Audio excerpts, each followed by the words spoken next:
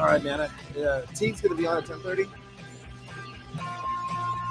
So Tuesdays with Teague at 11. She's not ready yet. She was talking to me and she's like, I'm not dressed. I'm not ready yet. I said, all right. So People love her anyway. I'm going to send her the link so she can join us. I'm going to go ahead and email it to her. I told her.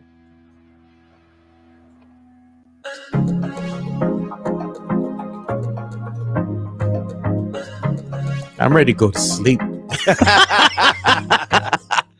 My name is Mike Damn. Jimenez. This is the Alamo City Sportscast coming at you from the Alamo City, San Antonio, Texas, home of the UTSA Roadrunner, home of the Spurs, Coyote, Tim, Tony, Manu, and all those guys. Hope everyone's having a fantastic day. Joe Garcia produced today's show. Gonna be honest. By the way, I need you to turn on the chat, Joe. Oh, yeah. Gonna be honest. I need a pick-me-up today. I need some Red Bull. I don't drink coffee, Joe, but this is the day to do it. I did an 18-hour work day yesterday, 16 hours of work. And then when you include the podcast and everything that we did with it, I worked 18 hours and didn't turn off my laptop till 2:30 in the morning. And I was up at 6 a.m. getting my kids ready for school. Dude, I am dragging ass today. Yeah. Dragging ass. But we're going to have a good show because that's what we do around here. We talk sports, we talk pop culture, we talk nostalgia. And if you want to be part of the show, you can be part of our YouTube stream. We're exclusive on YouTube, inching closer to 750 subscribers. I believe we're at 744. Last I saw. 6 away, brother. 6 away. We're getting there. By the way, we're going to have a giveaway next week that I need to talk to you about. Something that got donated to our show. I found that to be very interesting. Lots to get into today, as always. We're going to have Carolina Teague, Tuesdays with Teague. Yeah, she'll be on today a little bit later than normal. She's got to get her face on, right? She's wasn't ready right now, so we're gonna get her on at 11 o'clock. Again, you can be part of the stream. We have our stream going on right now. The best comments get picked out. QR code top left if you want to buy us a coffee. Keeps the show going. We see all the things that Joe does around here, all the technology, all the different cameras and lights. And when you buy us a coffee, it doesn't pay our CPS bill. It doesn't pay saws. It doesn't pay our mortgage. What it does is it keeps the show going because the technology is needed. Thank you so much for all of our subscribers and for following us. And thank you for sharing what we do with other people. So what are we going to talk about today? Well, first of all, yesterday we may have had the dunk of the year. Really? Anthony Edwards I saw. had one of the most epic throwdowns of all time. So bad of a play that both players, the person who made the dunk and the person who got dunked on, both got injured. Oh, God. We'll talk about that. We need to get into the defensive player of the year. I was talking to Chris Leha from MCS General Contracting yesterday. He came by my house because they're going to start doing work over there in the next couple of weeks. And we were talking about Wemby being defensive player of the year and the fact that Chris actually bought a ticket at 25-1 odds, months ago, that Wemby would win. Well, one of the voters, a very popular writer named Bill Simmons, says that he doesn't even think that Wemby should be considered for defensive player of the year. And is he going to leave him off the ballot altogether?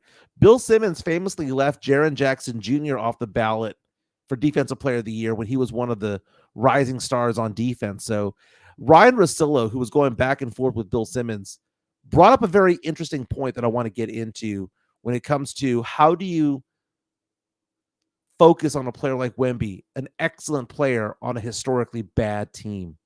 So we'll have to talk about that as well. Dak Prescott restructured his deal, saved the Cowboys $4 million in cap space. It's pocket change, man. My Saints got a good player last night, by the way, so we'll get into that as well. The baddie brackets continue, and already controversy brewing because one of our listeners pointed out the fact that one of our contestants broke the rules and may not qualify based on the rules that we set forth OnlyFans earlier. Yeah, what happens if they have an OnlyFans? Vámonos pa' fuera. So, but, and she does have a butt. Okay, but we are going to need to debate this because I think that there might be a loophole somewhere in this. But man, a big show today. Again, if you want to be part of the show, you can leave us a chat, leave us a message there. Someone says that Mike needs a drink from Mudslingers. That's Tim Gonzalez. Yeah, I you need do. that Wemby drink. That Wemby drink from Mudslingers. They've been good to the Alamo City Podcast Network. That Wemby drink, the green drink that has a lot of Red Bull. Dude, I'm dragging ass. Hey, we need to go make a visit over to Mudslingers. Dude, I have a gift card. Let's make this happen. We should. Hey, the little donuts that they have there. No joke. Good, the salted caramel ones. No good, joke. Man. Dude, okay. Before we get into sports, have you ever seen those episodes or those Reddits or TikToks where they say, "Am I an a-hole if?" If right? So it's when you think something and you have to question yourself as to whether or not you think you're being a jerk or not. So I was thinking about this last night, and tell me if I'm a jerk or not. Okay. I mentioned I had an 18-hour workday yesterday. I did take some time off in the evening to go work out at the gym for a little while. Right. So I went and lifted weights, been trying to get back in shape. I've been lifting. Right. So I go to Planet Fitness, and Planet Fitness has, obviously all the treadmills and ellipticals and Stairmasters, and then they have all the machines and the free weights, right? So if you've ever been to a Planet Fitness, yeah. But in the middle of Planet Fitness, there's an area there called the 45-minute workout. It says 30, but really when you do the math, it's 45 minutes.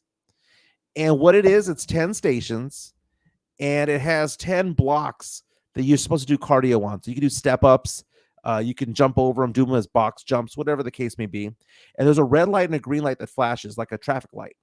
And when it's green, you go. When it's red, you move to the next station. So each station has like a seated bench press. It has a leg press. It has, lat pull downs, has, curls and different things like that, right? Yeah. But they say over there that the only people that can use those 10 machines are the ones who are doing that particular workout. So when I got there around 7:00 last night, I was the only person in that area, right? Yeah. So I felt good. I was like, all right, man, I'm working out, doing my thing. But the gym was packed. And then all of a sudden, all these girls who, they're very attractive, started using all the machines. But they weren't using them as part of that 30 to 45-minute workout. And they have a sign there that says that they come by and they check it out to make sure that people are actually doing that workout and not just using the machines. What I think is going on is they have all these girls who don't want to be around all the other guys and are using that as the woman's part of the gym, when it's really part of a circuit training type of thing. Tim Gonzalez saying Mike Jimenez at the gym trying to bring his sexy back. Baby, it never went away. Oh, God. It never went away. Your project, was it F and Cute? F and still on? Still on. But it was pissing me off because I'm giving looks. So you have these stations, right, where you go from machine 1, 2, 3, 4, 5, all the way to number 10. And because these girls were coming in and starting to use it, and again, they weren't doing the system, they were just doing their reps, dude. And some of the girls were just using it just to sit down. That was pissing me off. So I would look at it and I would do machine number 1. And then I would look at what's available. Oh, machine 9's open. Okay, so then I would go and do my cardio portion. Green light, go to number 9. Green light, go to number 6. So basically, I'm not doing them in order. I'm doing them based on what's available, trying to knock out all 10 machines. Yeah. Now, when it got down to the last 3, they were taken by people who were not using it. And am I the a-hole if I just stood over the machine like, move? Sorry, 95-pound girl, young lady, you're not doing this whole rotation. Did you at least say, I am? Excuse me, can I use this machine? Because I'm No, I had my AirPods on and I just looked. Bro, that's fucking rude as shit. And they got up and moved and they went to the other machine. And ultimately, but then again, you have the 10 boxes there that show that you're doing cardio. So you do box jumps on them and all that stuff. And there are signs everywhere saying that this is for a circuit workout. And that's why the green light, red light's on. It's specified for that. I understand that, man. But people, so I have to go. But you are on a clock. I got you, man. You are on a clock. So when I look, so I did the 7 machines in a different order. I went 1, 2, 7, 9, 5, 8. I'm bouncing around, but am I the jerk to look at her and go? I didn't even say anything. I just give a look of like, Just stared her down. And she got up and moved. And then I went and did another machine that opened up. And then there was a last machine that was there. And I just gave a look of like pointing at the lights, like, this is my time. Get up. And there was one girl there who I swear was just sitting down watching YouTube the entire time. Not working out. Just watching YouTube. I think you've gotten to that age where you're just a grumpy old man. So Chris reaches out and says yes and no. So am I an a-hole? But if they see you working out in that area, they are the a-holes. Joe says that's odd, old man, get off my lawn type of behavior. Then why have that system there? Why have that system there? What they were doing belongs where the machines are. Okay, just because you're young and cute doesn't mean that you get your own area of the gym. Okay, because again, that was the 45-minute workout area. That wasn't the I'm young and cute and I don't want to be with the other dudes. Yeah. Okay, that's the thing. Midtown saying Mike punking out the moms at Planet Fitness. James Molina, Mike with Karen at Planet Fitness. And it was so funny because Lord. I didn't even have to say anything. I just stared them down and they got up and moved. Hey, look at Jeff El Jefe. He's in the chat. Locked on Spurs, Jeff Garcia. That's why Mike has to go work out with me. My gym does not play. And that is true. Dude, if that gym that he goes to, I actually really liked it. I really liked it. It's in the South Side. It's a real gym. It's a real gym. Okay. Yeah. Like if you close your eyes, you would think that you're in a prison courtyard. It was a real gym. Just missing the chain link fence. Exactly. As the guards with the rifles, right? So, oh God. But I think that Jeff understands that I'm not the a-hole in here because Jeff also works at a Planet Fitness as well. Yeah. And I'm sure he's very aware of that 30 to 45-minute workout area. It is, there's a reason, a rhyme and a reason for it. It's to get in and get out with your workout. All the other machines are the other machines. You wait your turn. That is not a specified area for cute girls to go hang out at. And that's what Maybe I found out. They're doing their TikToks or something, man. No, they weren't doing TikToks. They were doing their workouts, slow ass workouts, but they were doing their workouts. But it's one of those things where they see me doing box jumps. They see me doing leg lifts and all of these different things going on over there. They see that I'm actually doing the regimen that is what that area is for. So for me to go over and just give a look, like, move, eject, get out, and they scurried off. Man. Okay, it is what it is. But then again, Planet Fitness, which has those signs saying that we monitor this area to make sure that people are actually doing it. No, they don't. They don't do that, man. No. All they do is refill the big old bowl of Tootsie Rolls that they have out there. And what's up with Planet Fitness every once in a while having a pizza party? Have you ever noticed that? People work out, they bring out Papa John's. What kind of nonsense is this? That's crazy, dude. Do you know what? I got to bring that, my rowing machine. In fact, I got to move some stuff around here so I can bring the rowing machine that I have down here so I can do my workouts before I do the show. So maybe you can get on the rowing machine. It's nice, bro. I have a lot of workout equipment at home. I can't work out at home. I love that rowing machine. I need to be, I don't mind rowing. Rowing is actually part of the system. And there's some things that you do good at and some things you do bad at. I don't mind rowing. D-Lo asking the question, do you still hoop at the gym? They don't call you MJ for nothing. I would love to go hoop, dude. I really would. I don't think I could do full court anymore, but if you were to say 3-on-3 or 5-on-5 half court, I could probably hold my own. We're of a certain age already, man. I don't think any of us can really be doing full court anymore. Sam Salinas reaching out and saying, Mike's looking to see if the ladies are looking. Because curls get the girls, baby. That's why. As long as you're not wearing the short shorts, dude. No, I always wear basketball shorts, man. Yeah. I remember back in high school, my parents or my sisters would ask, why do you always wear basketball shorts? And the answer was always, in case a game breaks out, you know, because you never know. Maybe those were back in the days when the hoop was on the sidewalk, you know, and it faced the street. You'd have to trim the trees. That's the thing. Man. So I need to ask you, was I a jerk? Kind of, man. Be honest with you, that's jerk behavior, Karen behavior. Just could have said, excuse me, I need to use this machine instead of just staring at him. Yeah. That's kind of creepy, bro. I just Hovered. No, I didn't hover. I just stood at the machine and kind of like folded my arms a little bit, like, you done? I'm working here. I'm doing something. I would have said, "Excuse me, let me use the machine, please," or something. Garrett reaches out from the Netherlands saying, "I bet these ladies are working out for the 2025 Baddies contest." I like it. Let's talk about the Baddies contest for a second here, because we might have a disqualification. And Joe, I'm going to let you be the judge of this. By the way, before we get into that, you know how we said that the top 2 of each pod would go on to the Sweet 16? Yeah. I did the math. We have 24 people. That's a lot, dude. Okay, so what I think I'm going to do is I'm going to have the top 8 get buys and then create pods again for those who are numbers 9 through 24. And the top 8 of those go to the Sweet 16.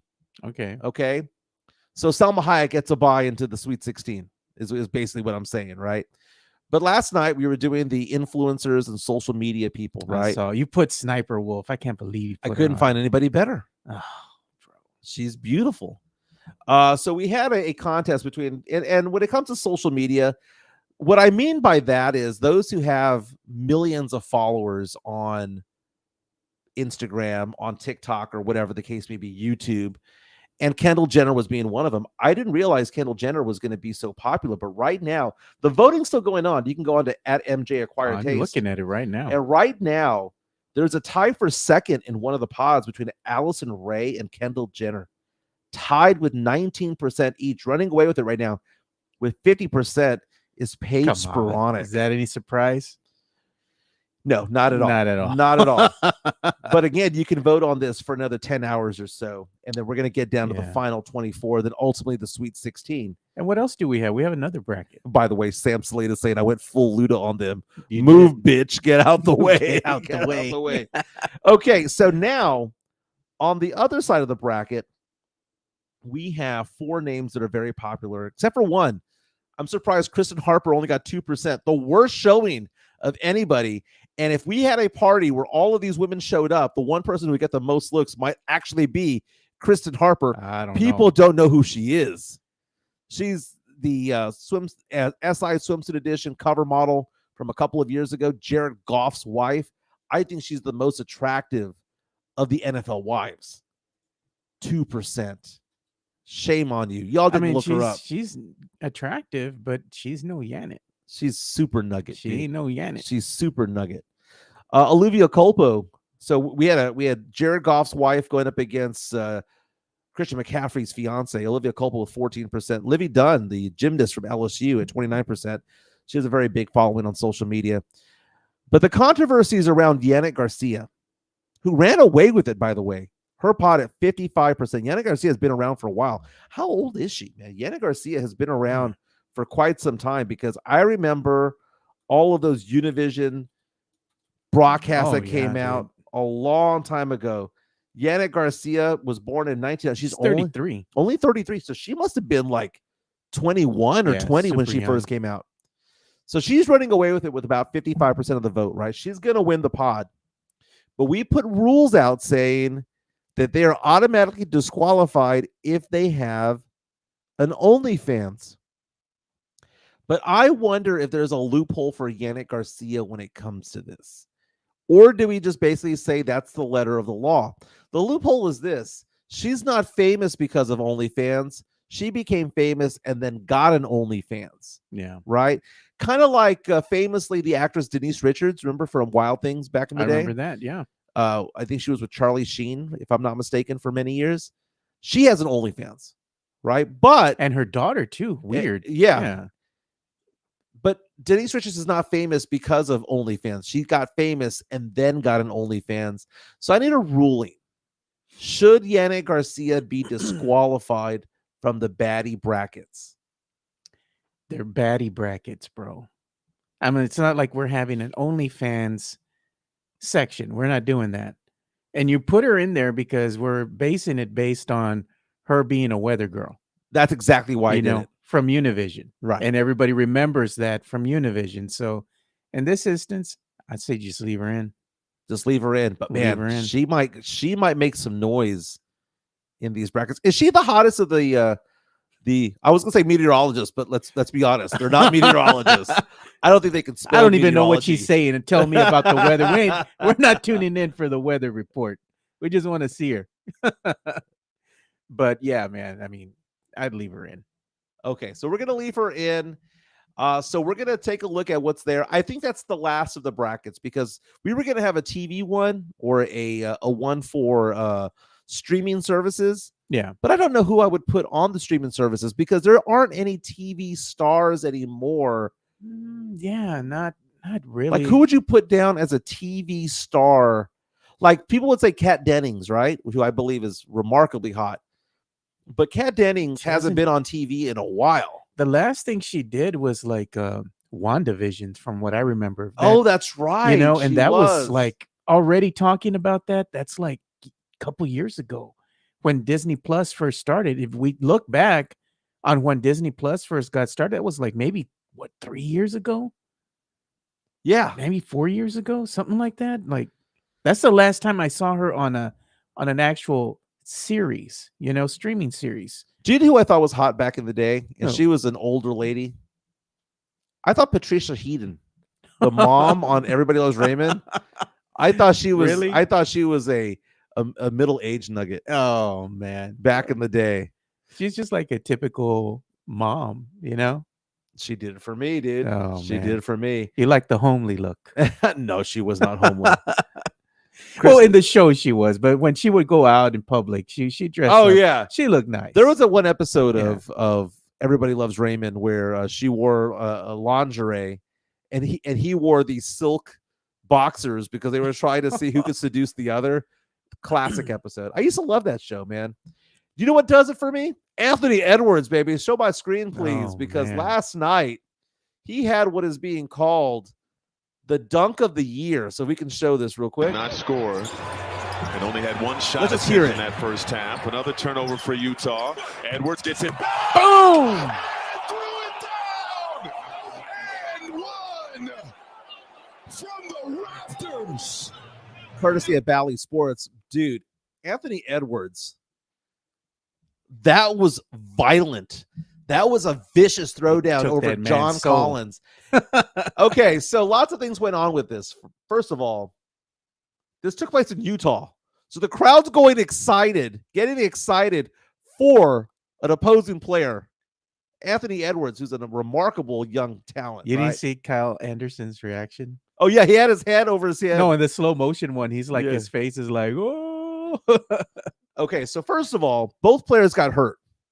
Yeah. John Collins, who got dunked on, may have gotten a concussion. Damn. Meantime, Anthony Edwards dislocated his finger, had to go to the locker room and pop it out. Oh, bro, before coming back. You could do that yourself. That happened to me one time when I was playing basketball. This finger actually was pointed this way, and I thought I jammed it, and I looked down, and I just like pulled on it, and it popped back in. I taped it up, and I finished the game. Dude, that's scary, man. You know what I haven't had in a while, because I referee high school basketball. I haven't had a jammed finger. Oh, that shit They hurts, used to always happen in high school. How was that a thing in high school, but not when you're in your 40s? I haven't had a jam finger. Oh, dude, I'm knock on wood. I haven't had a jam finger forever, man.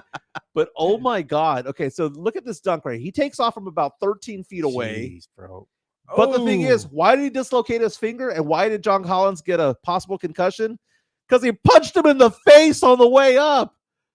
I'm sorry, but isn't that an offensive foul? Well, the Collins was moving. No, well, you can't punch somebody in the face, no matter if they're moving. Yeah, I mean, but you can move and draw a charge. Let me look at this one more time.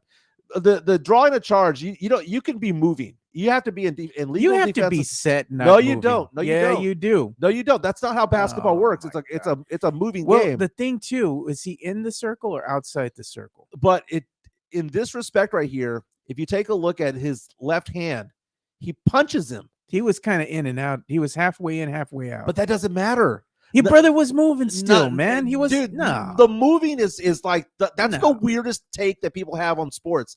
You move in sports, okay? You do, but if you're going to draw a charge, you're going to draw a charge. Not all charges are drawn by being set. You have to be set. You do not have to be set. You could be up in the air and draw a charge.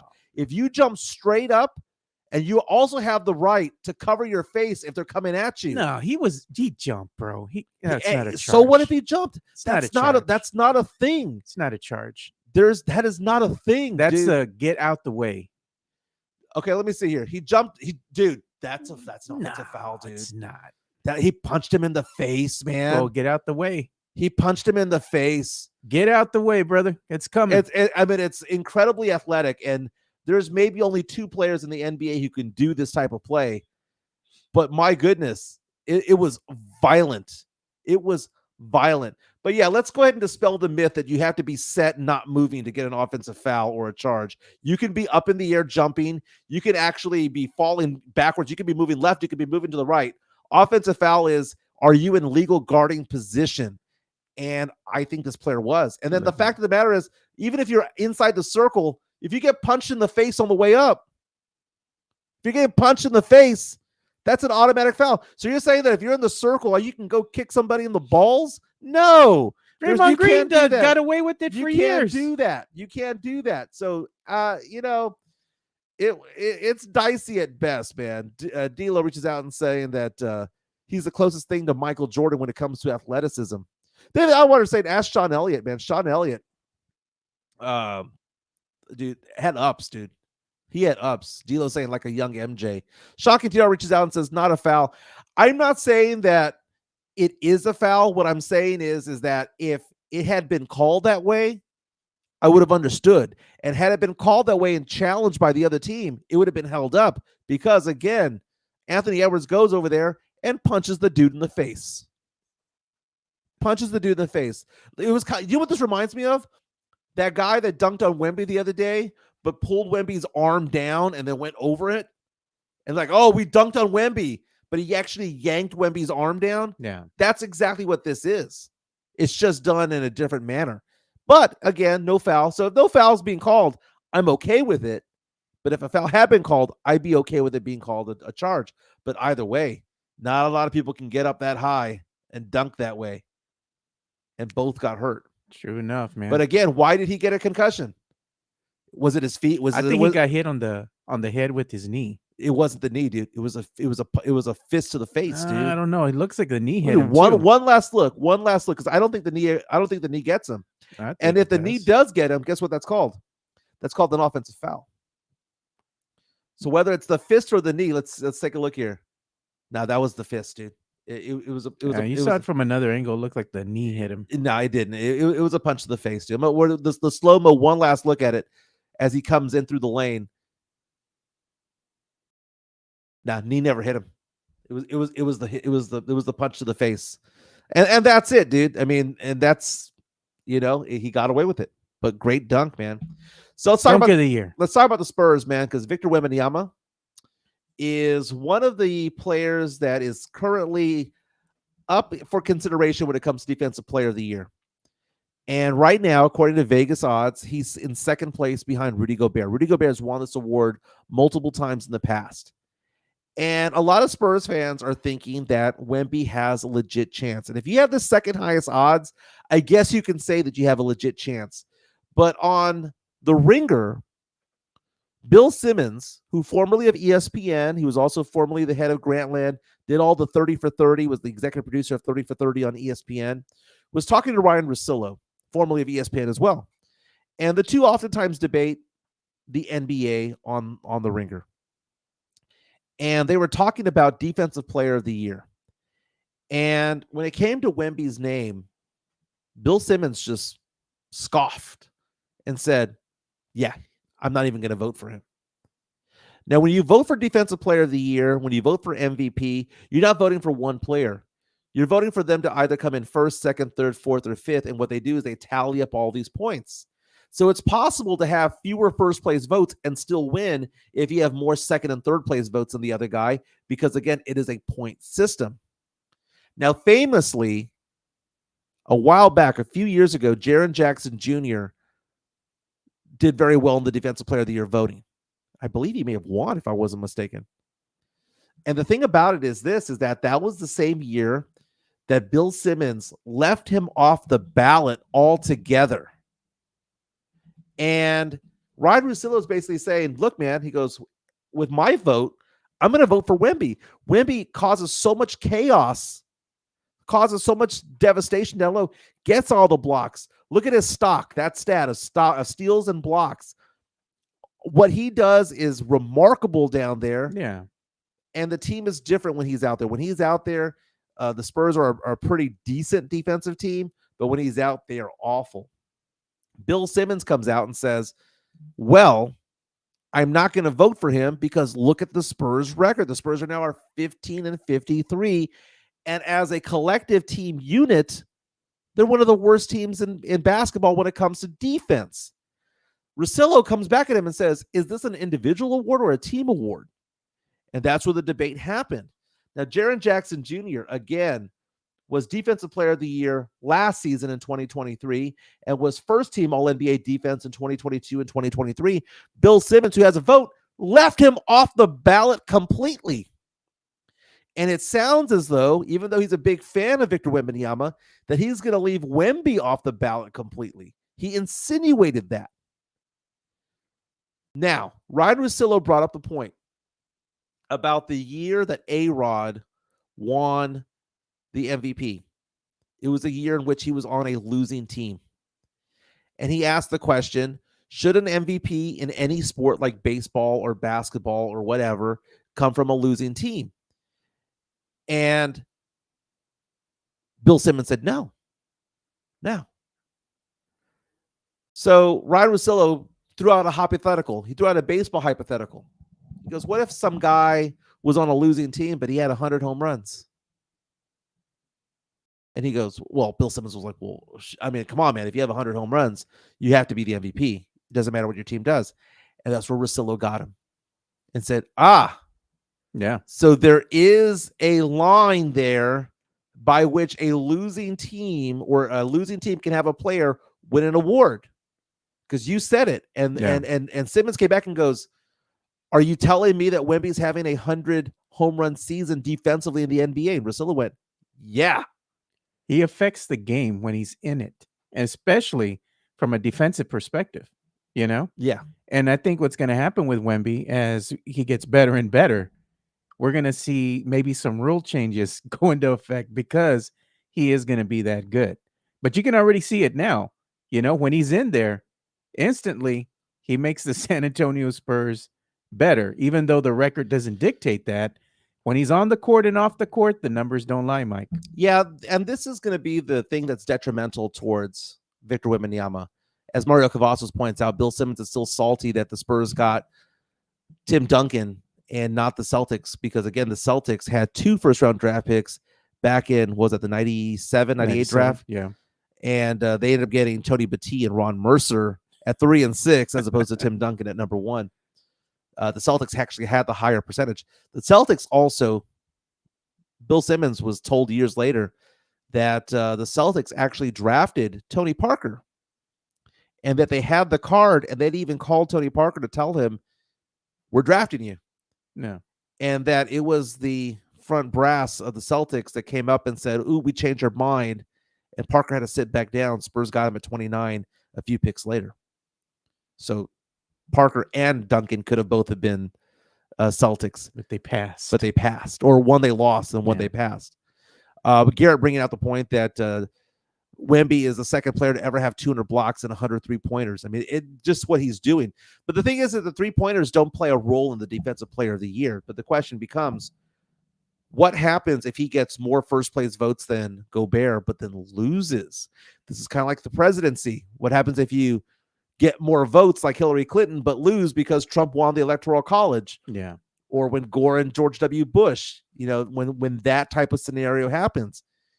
Wemby could actually get more first-place votes, but be left off tons of ballots because there are going to be sports writers out there who look at it and go, dude, the Spurs won less than 20 games this year. Yeah, they're not good. They're not a good team. It has nothing to do with the team's overall record. Like you said, it's an individual award. Yeah. So you can't pick and choose. If it's an individual award, it's an individual award. I understand both. I understand the logic of both. Yeah, but I'm saying it's an individual award. I think what's different though is that when you see the stats when Wemby's on the court and when he's not, dude, they're two different teams. Man. Oh yeah, man. No I mean, doubt. with Wemby on the court, they can compete. They're not a good team. They can't not win, but they can compete. Yeah. But when he's off the court, they just ridiculously suck. I mean, who do you got playing defense? Nobody. Right. And Russillo was coming out and saying, I mean, I thought Russillo had Bill Simmons on the ropes because he came out and said, so you're telling me that you're going to leave Wemby off the ballot for Rookie of the Year? And Bill Simmons was like, no, I'm going to vote for him for Rookie of the Year. And he goes, then you make no sense because that's an individual award. Chet Holmgren, Brandon Miller are all doing well as rookies on better teams. Yeah. Or maybe not Brandon Miller. That team sucks too. But, Chet Holmgren's doing fine. Yeah. Especially with OKC. Spurs back in action tonight against the Dallas Mavericks. Dallas Mavericks coming in 39-29, coming off one of the most dramatic victories in recent memory when they beat the Nuggets. I don't know if you saw that shot from Kyrie Irving. It was a left-handed skyhook from about 18 feet out to win the game. It's crazy, dude. So there's a girl on Spurs Twitter, a woman on Spurs Twitter named Bushby. I think she goes by Zed's Dead. She's our friend. Yeah. She posted something on Twitter yesterday that I thought was interesting. She said that she is kind of, I don't know, like surprised at all the hate that Kyrie Irving gets and that Kyrie Irving doesn't get the respect that he should get. Kyrie did that to himself because of the stupidity that comes out of his mouth. You can think those things and you can believe whatever you want. But when you have that NBA stage and whatever you say is amplified, he's made a lot of enemies because of what he says, not because of who he is, but because of what he said. Right. So the stance that he had against COVID was one of the things. But my goodness, man, when he won that title with LeBron, that was good. That was more Kyrie than it was LeBron in my eyes. It's funny when you go to Spurs games, and you and I have been going to Spurs games our entire lives, right? Yeah. From the Hemisphere Arena over to the Alamo Dome, over to the AT&T, now Frostbank Center, and hopefully soon to a stadium downtown. If you were to come back and say, who are the players that you watched play in person that were so good, not that they had a good game, but that you just watch them play and you're like, my God, you are better than what most people think. You are on a different level. One of those players for me is Kyrie Irving. I've seen Kyrie Irving play pretty up close, maybe not fifth row, but lower bowl. Yeah. And I'm looking at this guy going, this guy should be one of the 5 best of all time. Why isn't he always this good? Because he is so good sometimes. I would say that like my list of players that I've seen play in person over the years, that I'm just surprised at how good they are. Not I'm surprised because they're all stars, right? But you just see them play and you see how smart they are. Kyrie Irving is super smart, man. His basketball IQ is through the roof. Now, is he a good teammate? That's a different story. But when he's on the court and he's feeling it, he's feeling it. Look at Doncic, dude. He's playing a different game. Yeah. I mean, he's making everybody look like they're playing checkers while he's playing chess. He just needs to believe more in his team. Yeah. And that's maybe his downfall right there. I've seen players in the past. Most recently, I was in Philadelphia a couple of years ago. I saw Joel Embiid play in person. He was playing against Giannis. They played against each other. Yeah. And I was more impressed with Embiid than I was with Giannis. Giannis was a bull in a china shop type of thing. He was just running through people, whereas Embiid seemed to be a little bit more finesse, a little bit more had a little bit more skill. But then back in the day, Kevin Johnson from the Suns was somebody. Gary Payton. I'll tell you who I saw personally, and I was like, who the fuck is this kid? It was a Spurs game that I was watching. I believe it was at the Alamo Dome, and the Kings came to town. Yeah. And they had a player on their roster called Jason Williams. No, White chocolate. White chocolate. Man, that motherfucker could ball, bro. I saw him. Couldn't shoot to save his life, but man, he was a great passer. Hell of a passer, dude. I saw him on the court. I was like, who the hell is this kid, man? Because damn, he can ball. Someone's asking the question, is Luka playing tonight? Luka's been battling some nagging injuries, though he's averaging 34 points per game. I haven't seen the injury report yet, but I do know that right now the Mavericks are favored by 8.5 points. The over-under set at 234.5. Wemby coming in averaging 21 and 10.5 boards. It'll be a close game, but ultimately I would assume that the Mavericks would run away with it. Dude, if Luka's playing, it's game over, dude. Spurs have no chance against Luka. Oh, come on. Sochan has no chance of stopping Luka. Not one. He did it once. Last year, there was one game where Sochan got under the skin of Luka Doncic, pissed him off, right? It was one game. And then after that, Luka's just destroyed him every time since. And that's no shade on Sochan, because Luka does that to everybody. Yeah. Luka is arguably one of the 3 best players in all the NBA. That guy can play, man.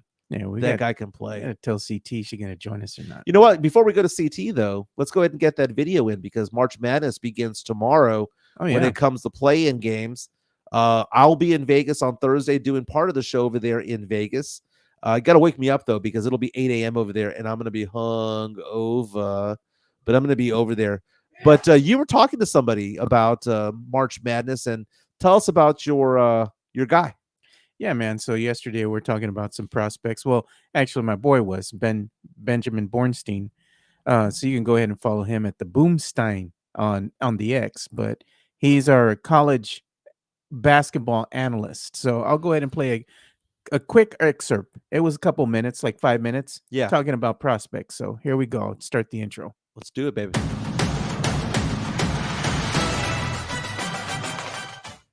You're going to go ahead and let us know about some prospects we need to keep our eye on. What do you got for us?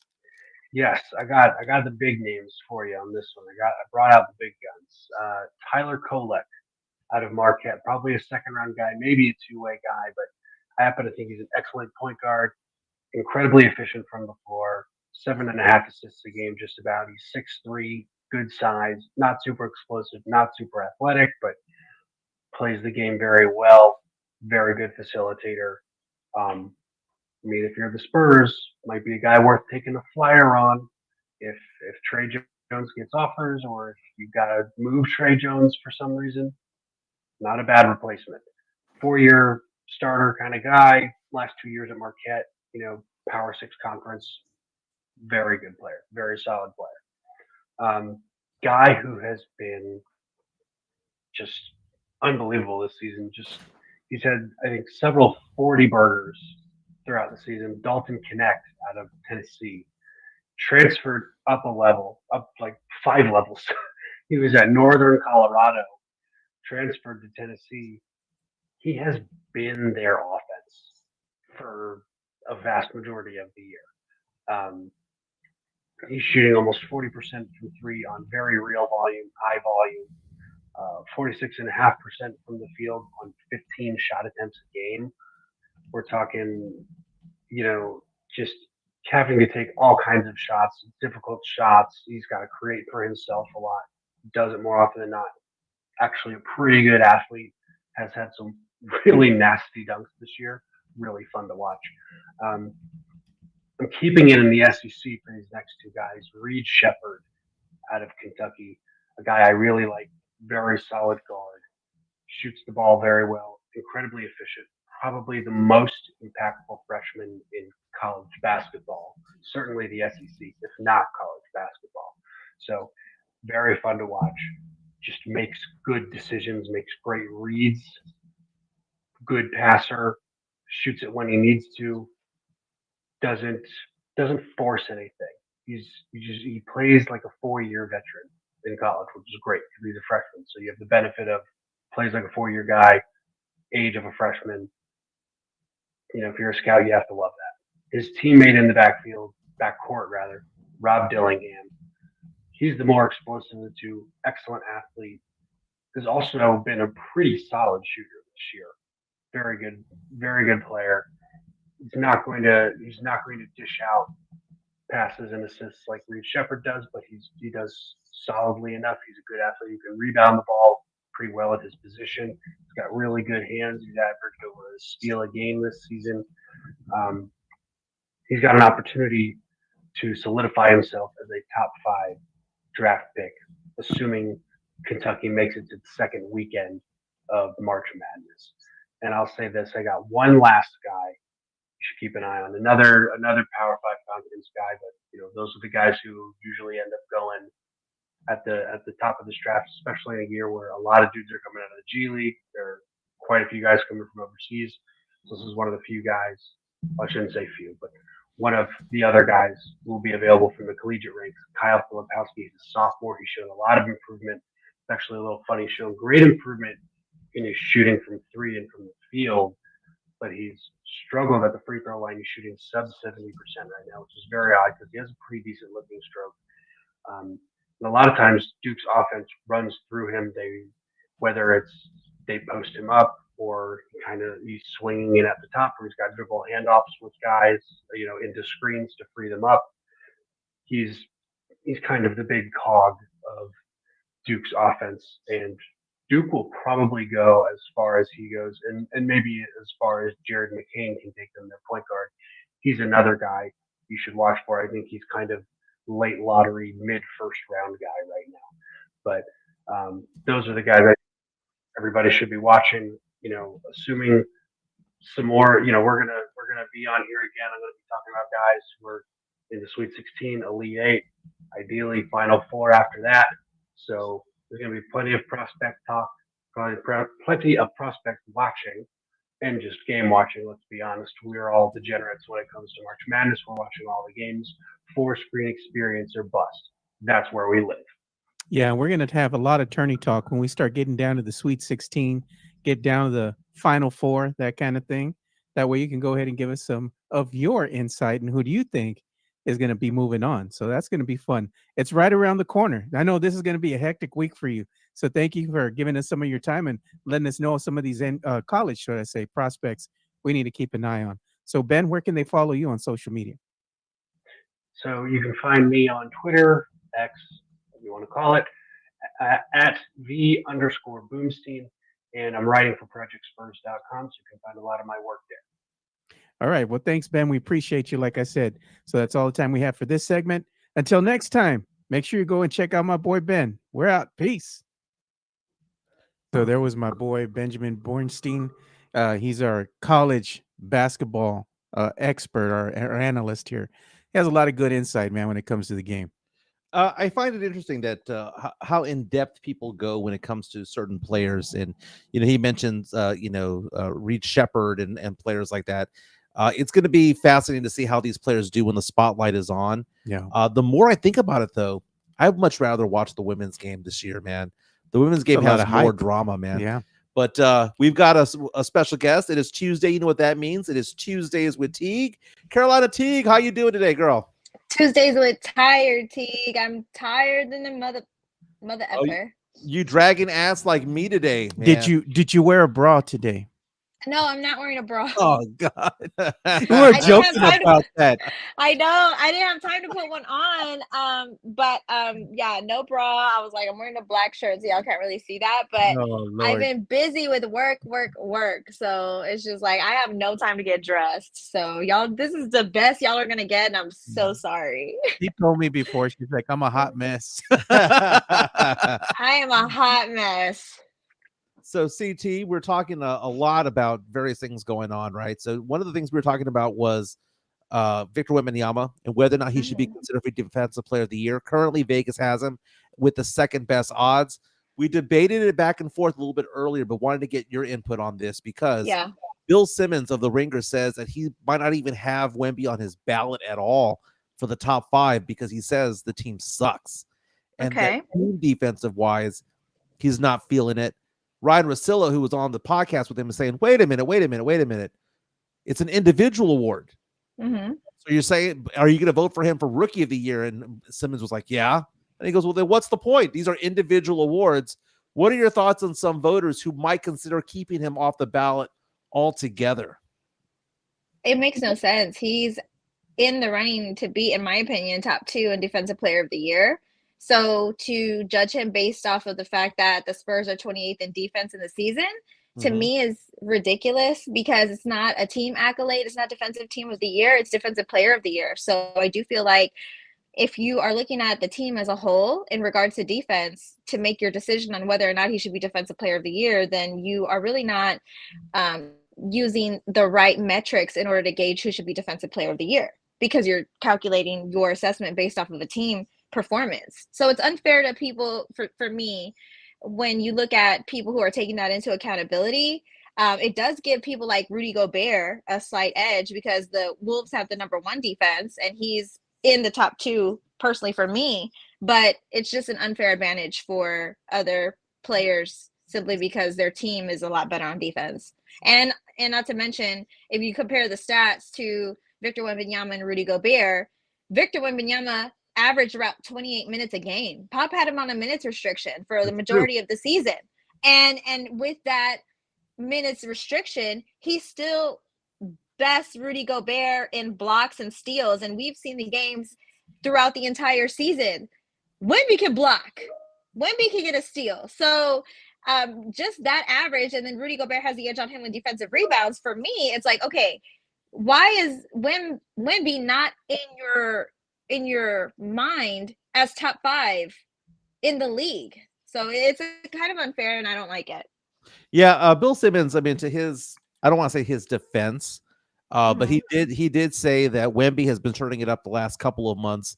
He believes that Gobert has been doing well defensively for the longest time. But welcome back, Carolina Teague, and thank you for going to my birthday party the other night, showing up like a knockout in orange. I mean, the music literally stopped when you walked in the door, and then you follow it up with a green dress at RCW. How are things at RCW the other day? Oh my God, they were so much fun. Lots of fun, and I'm so glad I went to your birthday party. I was surprised you remembered that I showed up. But you were you told me 6 times the same exact thing, which is okay. It's your birthday. So. My personal favorite before you got there, CT, is Mike was telling our other friends, he's like, yeah, Joe's coming with CT. I'm like, bro, I'm already here. I was outside with Joe. I'm already here. I know he meant to say things where I'm like, oh, what are you talking about? And then like he was telling me stuff I don't want to say, but he was like telling me things, and I was like, you just told me that, Jimenez. I was like, let's, happy birthday, And then I tried to get you a Snake Eyes tequila shot. I bought you a Don Julio tequila shot, and I wanted it to be the Snake Eyes shot because it had cinnamon and orange. It's supposed to go down really smoothly, and it's really good, but they didn't have cinnamon, so I just made you bite into the orange and take the tequila shot. So fun I don't remember any of that, but what I do remember, and this is how you know it's a party, I remember waking up in the Uber when they said, "Sir, you're home." Oh, thank God you said. Yeah, I was like, you guys need to make sure this man gets into a freaking Uber. Oh, I did before. And we were dancing. We were dancing to Cardi B. It was fun. Oh God, I asked you before I left. I said, "You got a ride home? You're good?" Because I didn't know if you needed an Uber or what. You're like, "No, I called it. I got an Uber. I'm good." I had to make sure my boy was gonna get home safe. And that has been the growing up process of me recently. Is relying on the Uber. I'm not as young as I used to be, and I got more to lose. You know what I'm saying? Yeah. More to lose. Definitely. Yeah, and then also it's your birthday. You have as much fun as you want. No judgment on my end. I had so much fun. To me, you've been so supportive of my career. So I definitely wouldn't miss out on your birthday for anything. I know I showed up late, but it's because I had a lot of obligations that I had to tend to. But if it I wouldn't miss your birthday for the world. And it's to see you happy, having a good time with all your friends. It made me really happy. So it was a good birthday. I appreciate that. Mario Cavazos reaches out to us on our YouTube stream, has a question. Is it safe to say that if Jeremy Sohan has a ceiling that equals that of Bruce Bowen, that it's been a successful pick? Okay, if you're to say that he's going to be Bruce Bowen, then I think it would be. But I don't know, man. We debated this yesterday, Joe. Joe and I, at the end of the game, end of the podcast yesterday, debated this. Sohan has one great game, one good game, 2 bad games, repeat. Mm-hmm. He's the most inconsistent player. So when you watch Sohan, do you see him more for the optimistic side of, man, he could blow up this game?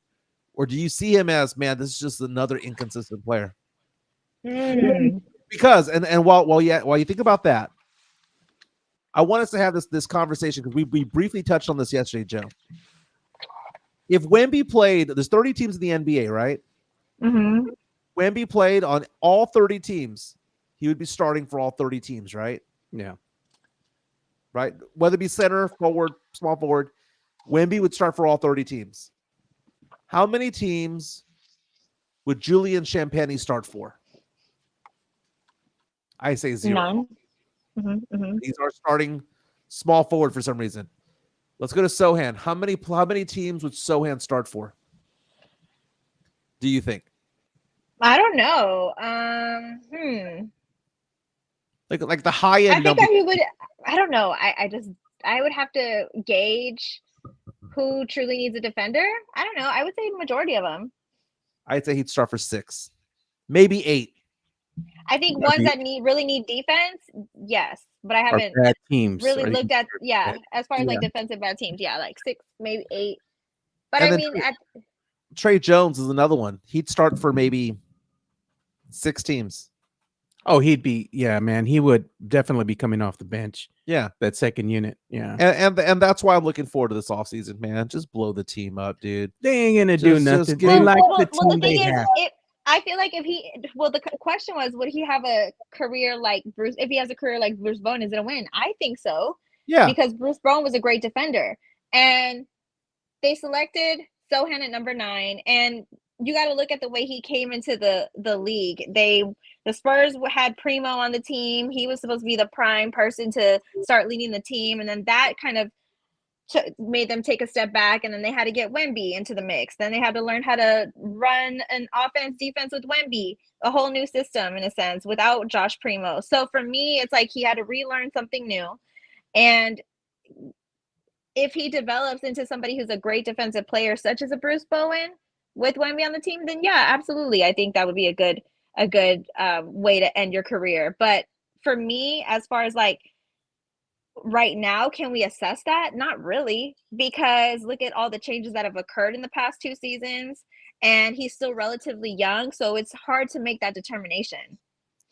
Now, speaking of Bruce Bowen, did you see the little controversy? I'm surprised a lot of Spurs fans didn't pick up on this very much last few days, but Bruce Bowen was on ESPN, and he was asked to rank his top 10 players of all time in the NBA. And he ranked Kobe Bryant over Tim Duncan. Okay. He played with Tim Duncan. He played against Kobe Bryant. Mm-hmm. How dare he give that ammunition to Laker fans? Well, I mean, this is his opinion, and he is an NBA player, and he went up against both Kobe Bryant and he played with Tim Duncan. Perhaps he saw things and felt things playing against the Lakers that he witnessed, that he would say, okay, I would put Kobe over Tim. So is it really blasphemous because he put Kobe over Tim? Not really. A lot of people have Kobe over Tim on the list. And I feel like when you have these lists, you should be honest and you shouldn't be biased simply because you played on a team. Like Scotty always puts LeBron over Jordan. Everybody gets upset with him, and it's ridiculous. Like I'm a Bulls fan in the 90s, so I do get upset. So I understand why you get upset. But at the end of the day, it's their list. And at the end of the day, he played against both of those players, so he can make that assessment. If he's being honest, he's being honest. It's just painful to see, dude. It's painful to see because I don't even consider Kobe to be top 5. I mean, I don't think Kobe is top 5. I don't even think Kobe is top 10. That's damn. In the NBA? Like of all time? And if he is 10, he's around 8 or 9 or 10. Wow. He's not top 7. Okay, because Michael Jordan, better than Kobe. Bill Russell, better than Kobe. Tim Duncan, better than Kobe. You can keep going on to Magic Johnson, better than Kobe. LeBron James, longer career than Kobe. Is he better than Kobe? Yeah, he is. I can go on further down the list with Wilt Chamberlain, better than Kobe. Kobe's 8 or 9, 10. Maybe not even that, because I would even put Steph Curry into this conversation as well. So you would put Steph Curry over Kobe Bryant? Yes. Why? Yes. Why? No, I need to know why. Because he's one of the okay. Greatest shooter of all time, understandably so, but Kobe Bryant made everybody better around him, and he has the rings to back it up. And he went up against the San Antonio Spurs, one of a dynasty team that you follow, and was able to. I'll flip that on you. Tim Duncan went up against the Heatles, went up against dominated with 5 rings with Shaq and Kobe there, with Kobe and Gasol, with the Miami Heat, all of that, and Duncan got 5 rings and should have had 8 when it was all said and done. And Kobe is I hate to say it this way, I love Kobe Bryant, the person that was very motivating. Slightly overrated, dude. No. Slightly overrated. He played in LA. Dude, if Kobe Bryant played for the Detroit Pistons, he would not be as glamorous as he is now. It's because he played in LA. That's the reason why he is admired as much as he is. He played for a small market team, he wouldn't even be considered top 10. It's because he played in LA. I think you sound absolutely crazy right now.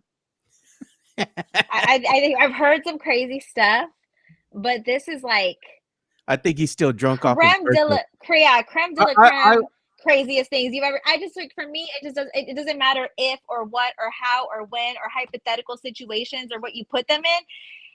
One of the reasons why is because he, of course, played with Phil Jackson as a head coach, but also, like, do you not also consider that, like, at the time, Kobe and Shaq were both elite, and then you had Tim Duncan, who is like the greatest greatest power forward of all time, greatest power forward of all time. Don't you think that, like, that also, like, the fact that they were like neck and neck, you don't take that into accountability? Like, even Kobe said, like, if Tim Duncan and the Spurs weren't there, like, we would have had more rings because they were so damn good. But, like, you don't even consider that at that time you had like 2 like GOATs going up against each other. Larry Bird was better than Kobe Bryant.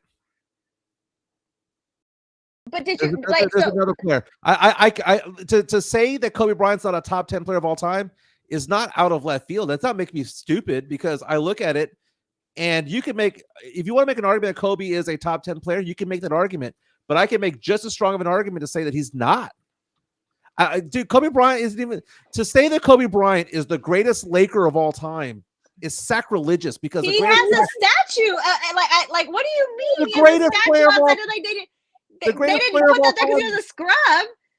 He's not even a top 3 Laker of all time. No.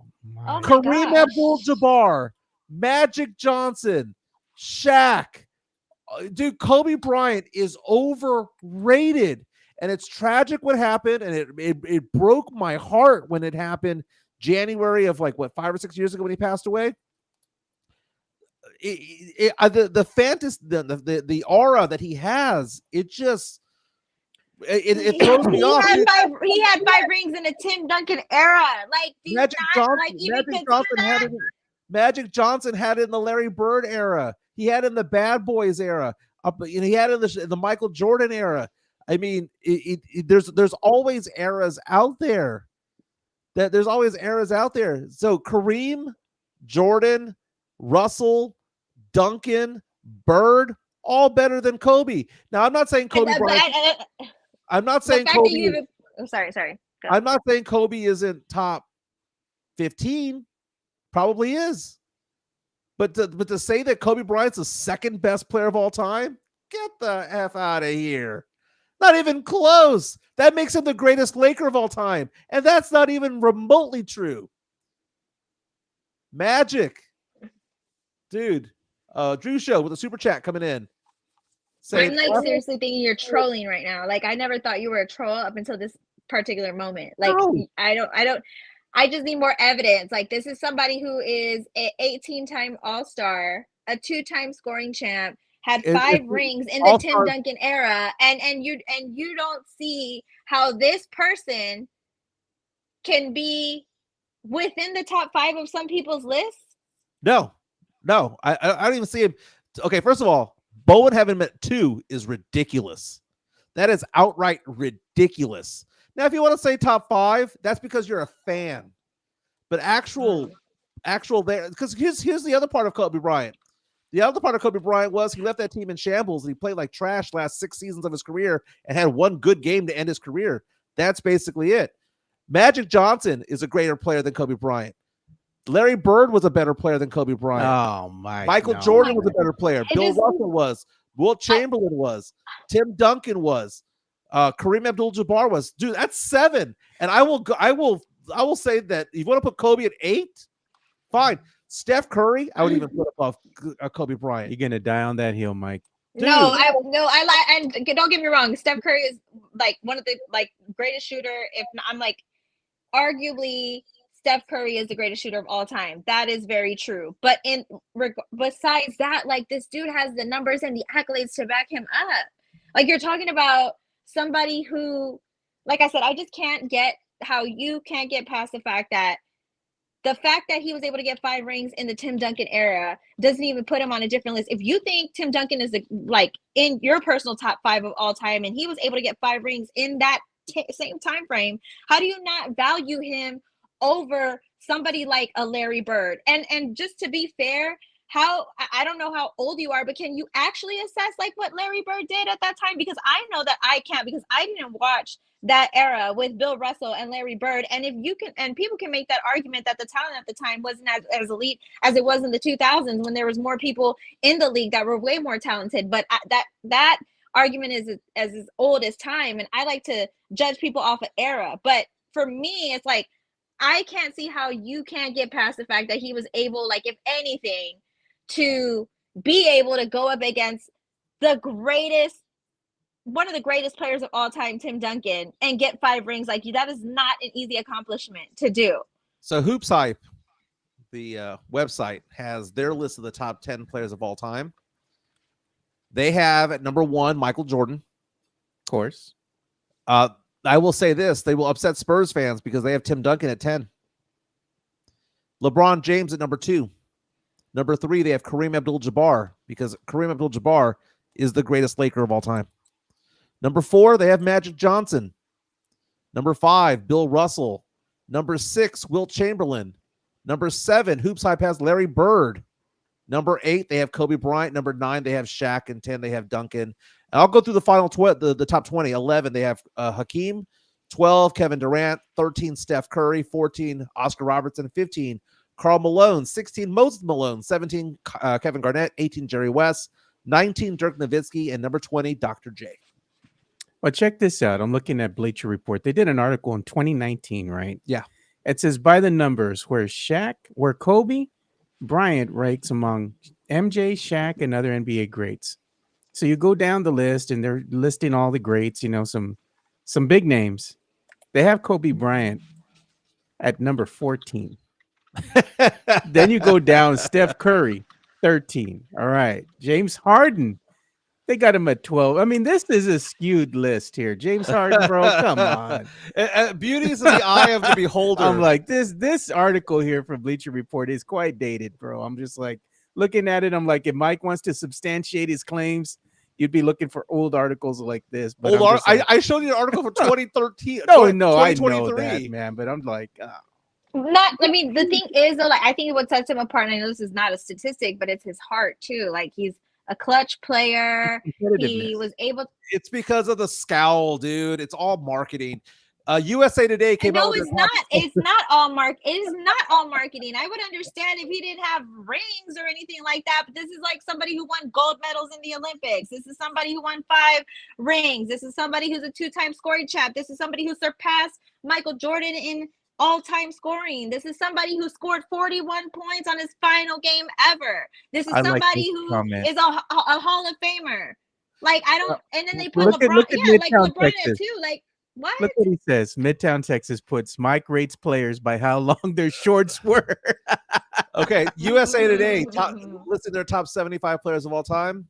They have Kobe Bryant at 8. Again, for me to say that he's not top 5, like is LeBron clutch? Who's more clutch? Is it Kobe or is it LeBron? Let's be real. It's Kobe.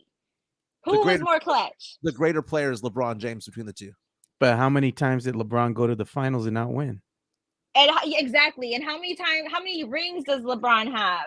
How many times? Who's more of a higher clutch percentage player? Who, like, you know what I'm saying? Like, are these things even not considered?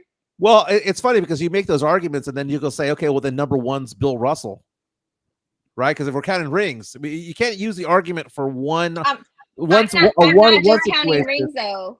But I'm not just counting rings. But I do think that you have an advantage if you have more rings, because that also shows that you can also be more clutch in these situations. Like if you go to the finals 9 times and you only win 4 times, are you clutch? That's like the Buffalo Bills going to the Super Bowl. How many times they lose? Kobe Bryant, the second best player of all time in the NBA. Get the F out of here, Bruce Bowen. Take down his jersey from that. I would take it down from the rafters in the Frost Bank Center. Not anymore. Okay, real fast before we let you go, because we got to wrap up the show real quick. The baddie brackets. I did math wrong, which is sad because I do finance for a living, right? Oh, man. I was trying to get down to the Sweet 16, and I was going to have 8 brackets, right? Eight different types of baddies to go after. And it didn't get me down to 16. What it's getting us down is to 32. So right now we're actually down to 28, right? We have 28 out there. So I'm going to stop doing the polls for right now and kind of sort this out. But I have a list of the 28 people who advanced in the baddie brackets. And thank you, Carolina Teague, for voting in it. Again, some people have given us crap about it, but you know what? Guys like looking at girls. It just is what it is. And girls enjoy the beauty of women. So that's fine. But I was looking at the 28 who advanced, right? And what I think I'm going to do is I'm going to give the top 8 a bye into the Sweet 16 and have the other 20 battle it out. Out of the 28 that advanced, we had 56 names out there. Oh, we have to do 64 because I promised 64. But right now, the highest vote getter as of right now in their pod was Salma Hayek, 58%. Yannick Garcia was the second one at 55%. Now, here's the thing, CT. We need a ruling on this. We were asking people this question because we had rules about this, that no OnlyFans models could get into our baddie brackets. But Yannick Garcia, people reminded me on Twitter that she has an OnlyFans, but she didn't become famous because of OnlyFans. She was famous for over a decade and then got an OnlyFans. Should we kick her out? I mean, the rules are the rules. You know what I'm saying? The rules are the rules. If you can't have an OnlyFans, you have an because like y'all also said too, like we're not going off of how they looked back then. We're going off of how they look now. So then if you can make those if you have to do those rules, then if you don't have an OnlyFans then, but you have an OnlyFans now, then shouldn't the same rules apply? She has an OnlyFans now, so she needs to be kicked out. And honestly, like my vote for number 1 out of everybody is Salma Hayek. Like I don't even have to see the whole other list, but like Salma's gonna be my number 1 because I was actually on her Instagram last night looking at her pictures, thinking, God damn, she's so damn beautiful. So like if I'm a woman not going to her picture to like thirst over Salma Hayek, she's gonna be my number 1. Here are the 8 baddies that are getting a bye so far. Salma Hayek, who got 58% of her pod vote. Yannick Garcia, if we keep her, 55% of her vote. Tiffany Amber Thiessen, she won the 50 bracket. Actually, no, she won the old school hottie bracket. 52%. Paige Sporonic at 51%. Trish Stratus at 51% won the wrestling brackets. Shakita, 49%. AT&T Lily at 47%. And the final buy as of right now is Dua Lipa at 46%. On the outside, Sydney Sweeney, Jenna Ortega, Jessica Alba, J-Lo, Scarlett Johansson. They're going to have to battle it out another round to get into the Sweet 16 if they, in fact, are going to get into the Sweet 16. Now, the ones that got the lowest votes that managed to advance, Sofia Vergara with just 17% of the vote somehow managed to survive. Kendall Jenner with 19% of the vote managed to survive. And Rihanna with 23%. Also, Tiffany Stratton with 23%. I'm telling you, man. I'm telling you, it's going to get down to the nitty gritty. Your number one overall seed is Shakira. Who's your number one overall seed right now? Salma Hayek, man. Mine's For Shakira. me, it's Salma Hayek. Mine's Shakira. I think Shakira, when it comes down to it, Final Four between Shakira and Salma Hayek, I think Shakira wins. Hey, man. Shakira, that booty shake, it hits different, bro. I do. She can dance, like, and it's actually really tough. But for me, it's Salma Hayek because, like, her body is just fire, even to this day. We were surprised. I was surprised that Scarlett Johansson did so well. Like Scarlett Johansson. No, a lot of people. She has like a cult crush following. But she did very, very, very, very well. But I can see Sofia Vergara, Kendall Jenner, Rihanna. Now, Rihanna, if this was 10 years ago, Rihanna would be a 1 seed. I mean, Rihanna is the one person that I've seen in person that is the most beautiful woman I've ever seen, and I've been 10 feet away from. She is stunning. Mm-hmm. That girl, that's not like, oh man, she's hot. You look at her, she's a work of art. She's amazing. But we'll figure out what we're gonna do. So I do need to put out 8 more names. I'm regretting this because this is gonna get down to 32. This might last longer than I thought.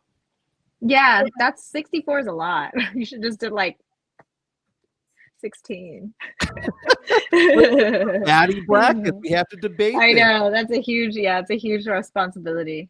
Other names that advance, by the way, Ana de Armas is advancing, Anna Kendrick, Aubrey Plaza, Gal Gadot, Selena Gomez, Livy Dunn, Jennifer Aniston, Hilary Duff, Lacey Chabert. Those are it almost as though, Joe, you've said this before, San Antonio guys have a type. You know it. Tim says I'm his overall number 1 seed. Not today, babe. Like today, I'm not on the list. What's that? Tim says I'm his number 1 overall seed. I'm like, not today. Not today. Take me off the list. But the orange and green dress. Yeah, I'm just saying. Yeah, I know. I love the dresses. I do have to wrap up out of here, but I want to say, when is the next bracket coming out? I'll probably release it out tonight in order for us to get down to 32 before I go to Vegas. I'm leaving for Vegas Wednesday night, which is tomorrow night. Oh my God. I'm gonna be in Vegas tomorrow night. Wow, man. What is that? So what are the topics or what are the categories do you have them yet or not yet? Well, for the last bracket, for the baddie brackets, we were thinking about TV stars or do you know what? I mean, I don't want to do. No, we'll do TV stars. We have to keep it entertainment. I don't want it to be like journalists, or stuff like that. Because it'd be all the hotties from Fox News Channel. I mean, they're all psychotic, but they hot. They all look alike. Psychotic. They all look hot though. Crazy.